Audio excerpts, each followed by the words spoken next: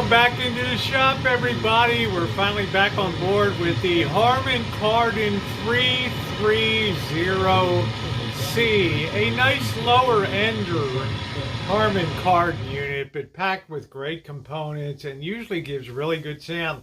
We've done some work on checking the FM and getting it checked out here. But the big problem is the AM, as you can hear. I have a local station here, KSRO 1350 on the AM dial, and the amount of interference and static I'm getting here for such a close local station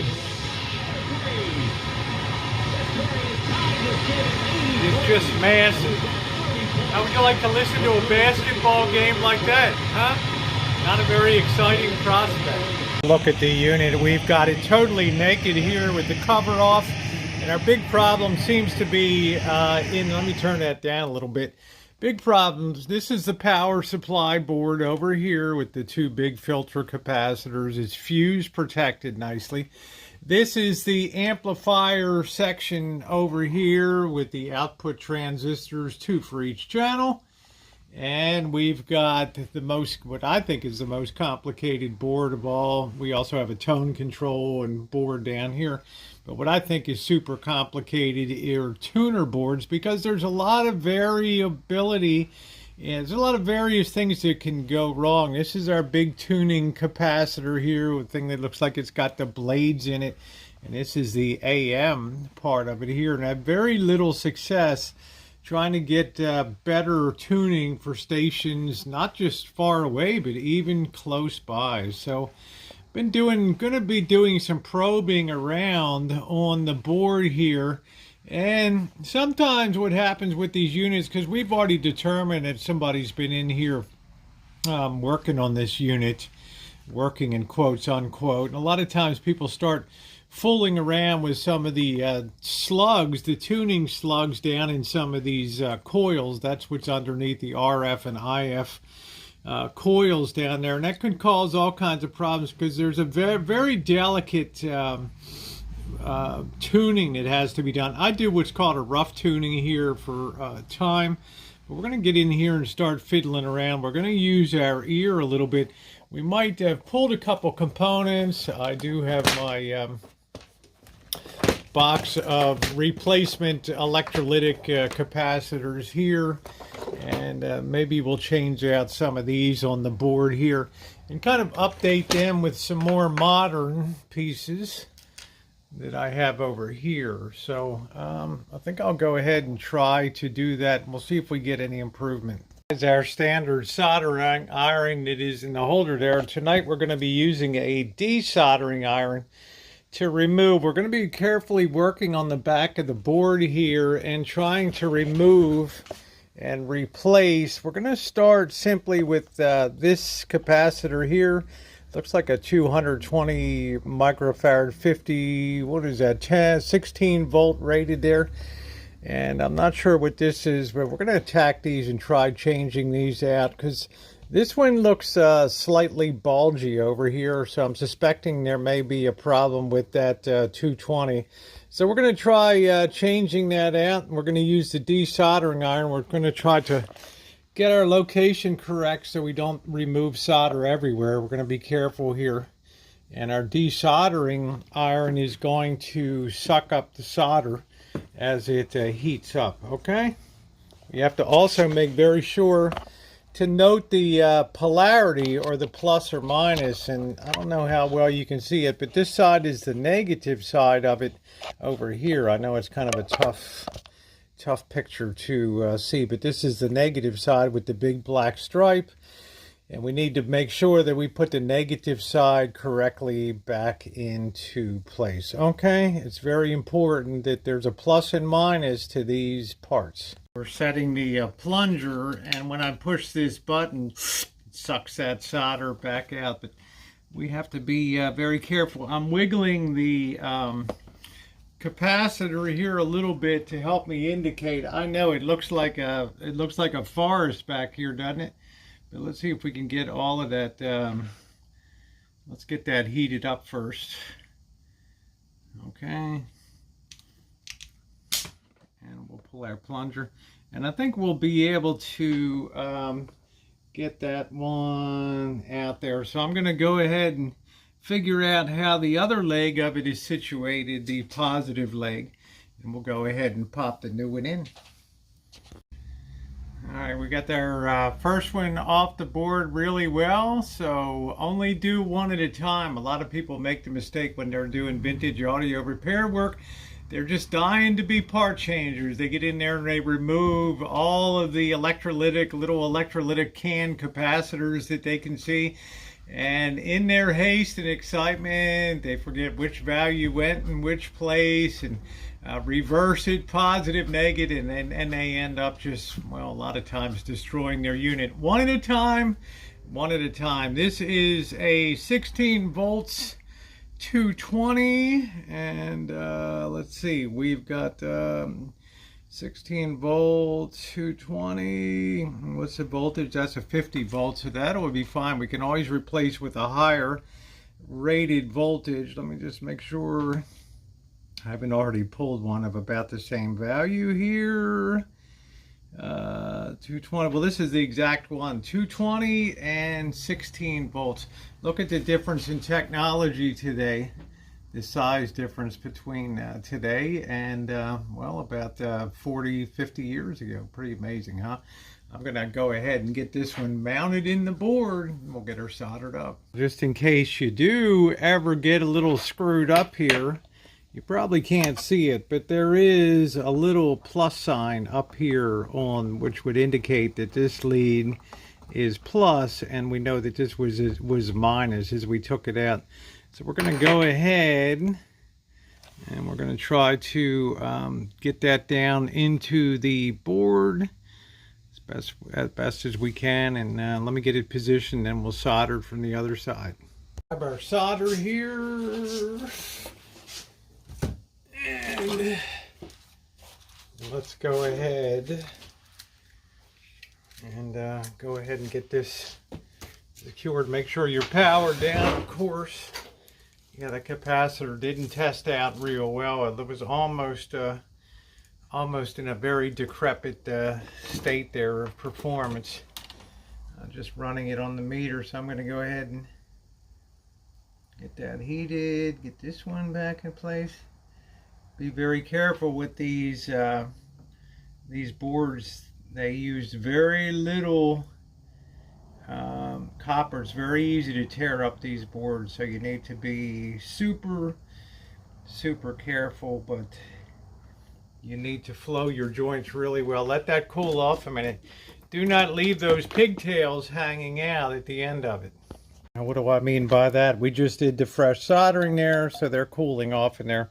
We're going to get our clippers, and we're going to cut them off. Let me see if I can get this in position. Clip them flush from the board. Do not drop your pieces or leave them hanging around in the bottom. Guaranteed to give you a short circuit. So there is our first change out, and it looks pretty neat and clean. I'm pretty happy with that. Let's get on to the next one. Next, we're going to go after this boy right here, and I believe this is a 50 volt rated 220 microfarad unit right here. We're going to grab that big boy and change that out. One of the hard things, of course, is training yourself to look at one side of the board here and then figure it out where it is on the reverse side. But after a while, you get pretty good at understanding the position, and you can see that I judged that one. Where is it? Pretty good. Where is that wiggling around? Now I can't find it, right? Oh, there it is right there. You can see that's wiggling around and ready to come out there. So good guess. Let's make sure to remember plus and minus as we pull it out, and immediately install the new one in the proper way. Okay, very important. Really not too often that you have problems on on the tuner board, because the voltages are very tiny running through there. It's not like the amplifier section, but this thing has obviously had some leakage to it. So it's a good thing I already kind of checked it out, and it was a very wasn't measuring properly. I'm not going to get into technicalities of leakage and all that, but it seemed to be a just on sight of it, it looked like something that needed to be changed out there. So okay, leaking from the bottom. We're going to go ahead and solder this one in. I've already bent the leads one way and another, one the other, so it helps it hold position a little better. Won't slide out the back side. Okay, make sure you flow that really well, get that good and hot so you don't have any cold solder joints.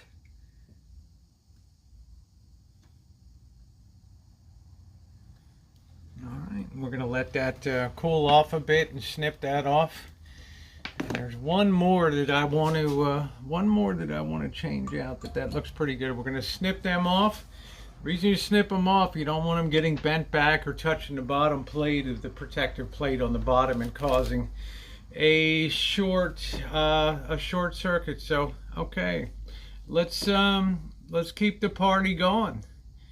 Yeah, that's bulged at the bottom, and it certainly looks like it is defecto. Okay, let me go ahead and clip this off.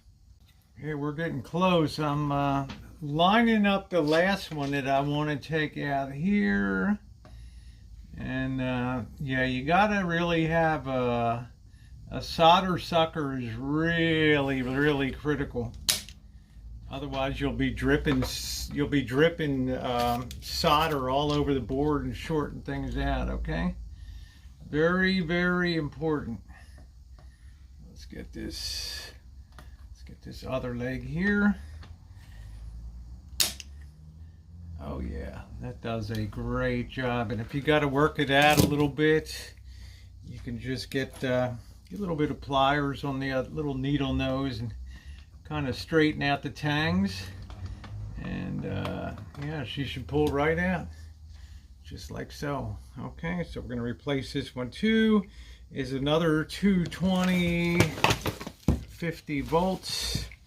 So we're going to open our goodie case here. 220, it's like our physician's bag. 220 50 volts should be the next to the last one down. Make sure to check that. Yeah, 220 microfarads at, check our voltage, 50 volts, so that's good. Okay, always make sure you're not putting in the wrong size. Okay, critical thing is to be voltage rated. If you have something that's rated for 16 volts and you pop it into a 50 volt circuit, boom, that's what's going to happen. Let me finish up this last capacitor.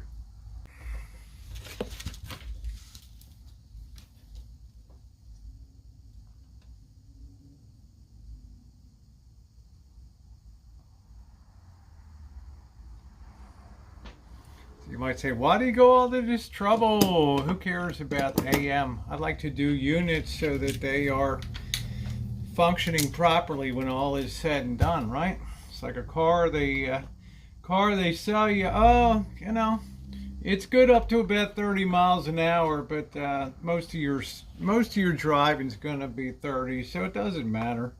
Yeah, well, it does matter. It's part of the complete package, right? Okay, there we go. We've got basically a recapped tuner board here, and we're going to check and see if that helps the performance any. And then we're just going to do a rough tune. I mean, people set up oscilloscopes and you know, meters and adjusting this and adjusting that. You know, I've often done that by a human ear. Yes, I could do that, but that's the subject for another video. So the first thing we need to do is we need to go ahead and put a little bit of fire in the hole, but of course we want to have safety. So I'm going to grab the safety glasses. think I'm already getting quite a bit less static here, which makes me pretty happy. So I'm going to go in by ear and do a little bit of adjustment on the AM circuit here using some of these coils. It's not the purview of this video to get into all of that, but slowly making a few adjustments here to try to improve the quality of our signal that's coming in, and get that tuned in or oscillating so it hits the it hits the right notes when we're tuning stations. Okay, I don't want to make this complicated, well, because I'm a simple person. So let's get to it. But before we do that, we're going to power off and we're going to put the bottom cover back on, because you never know if a loose piece of metal that was cut off of a lead could pop up out of the carpet that I sit this on and cause a short. So we need to button up the bottom for safety's sake. Okay, that's what we got to do right now. All right, so let's we're powered down and unplugged. Let's go ahead and put the bottom on the baby. Okay.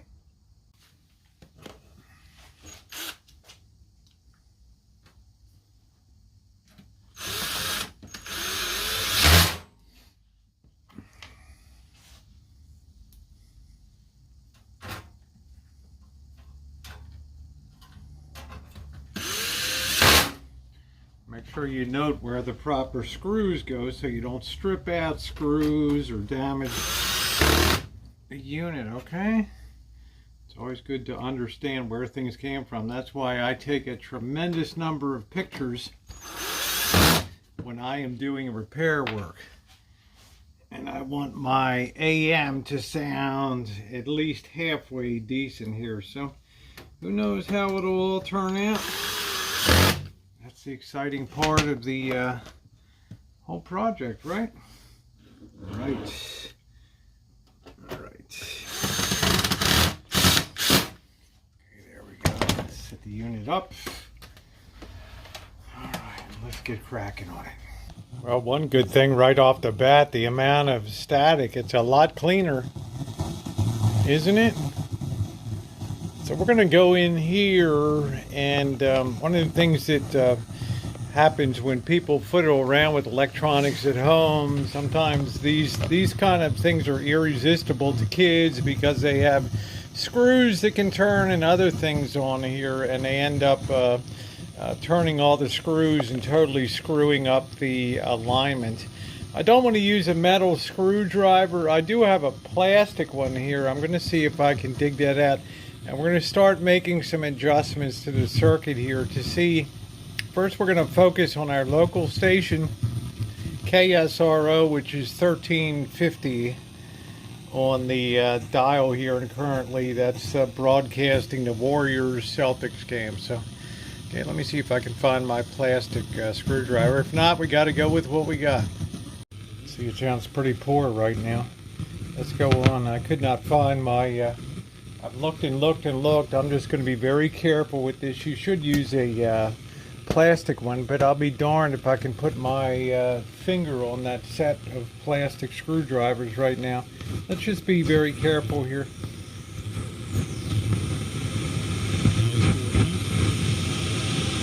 Still a two-possession game with 12.2, but with Curry, all things are possible. Yep. So if he misses this and the Warriors get it, Curry's going to try to get contact somehow with a three.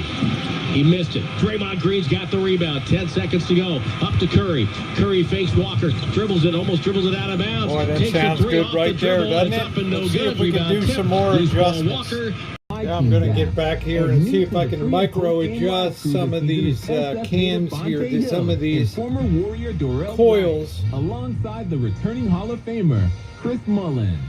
I'm going for the cleanest sound here. Home of the authentic Warriors fan. The NBA is back. Where else can you get this? Slowly turning. Where else's history hangs from the Raptors? Jalen Brown throws it. Where else is your home city? Home to your biggest rival. The battle of LA is real, people. And 30 feet is still in range. Well, it's going to get nice and clean now. Be this slept on. Where else's history? Still in the making. Where else? Well, that sounds pretty good. Let's see what our signal, let's see how we sound on signal acquisition and volume now, because we had no volume, no real signals coming in at all. Now, if you remember, we first had this unit on the bench. We could hardly get the local station here. 1 to 5. 1 star, maybe 5 stars. That's kind of like I've only got the left speaker hooked up here. Look, the Tampa and KC players won't be taking the field without warming up first. You shouldn't place a bet without checking BetQL first. Your pregame routine. Get access to data and insights the sportsbooks don't want you to see. We're talking about real analytics here, not some hot takes from a random guy online. The big game is the perfect sounds time good. to start placing. Now let's see if we can pick up any San Francisco 50 miles away. Saudi Arabia this month and next. We're getting a lot more on the AM dial now. Done once with a quick call to 877 Cars for Kids or visit the Okay, now we finally got 810 KGO out of San Francisco. Talk about starting your year off right. Cars for Kids makes everything super simple and guarantees free pickup of your vehicle. Donate it one day, have it picked up the next. That's pretty. Now let's see if we can get KCBS. Purchases with your good credit and get free shipping on purchases. Boy, that's just booming in now, isn't it? Shop the President's Day event only at Living Spaces. Living Spaces. I'd say we have a success. Excuse me? This is your wake-up call from Track Phone Wireless. Okay. Make sure What if you didn't our need all those pretzel sticks by FM the is end of still the month? good. So this store-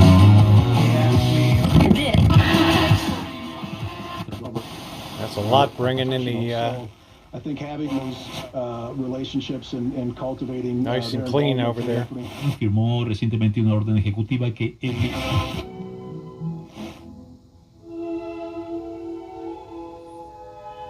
ultra clean.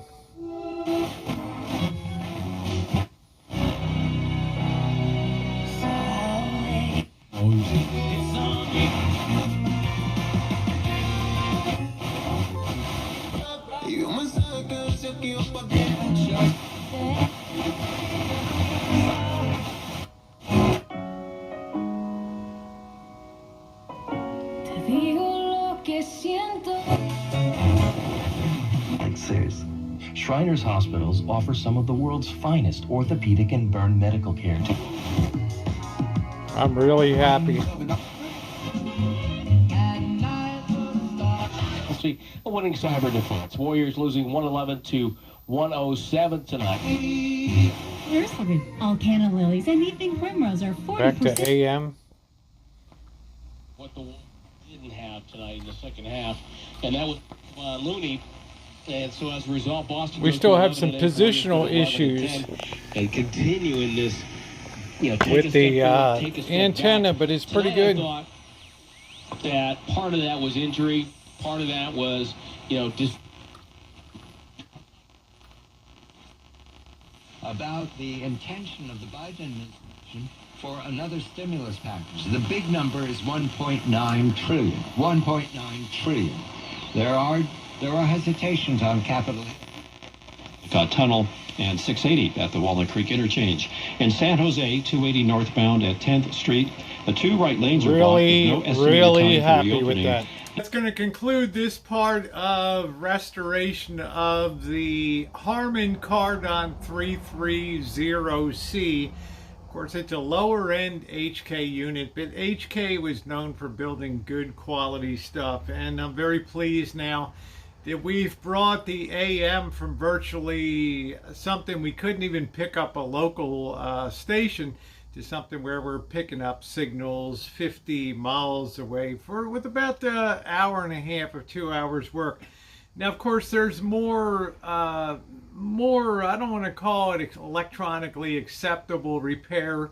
You can put sweep signal generators and inject signals into it, micro tune, and that's all good.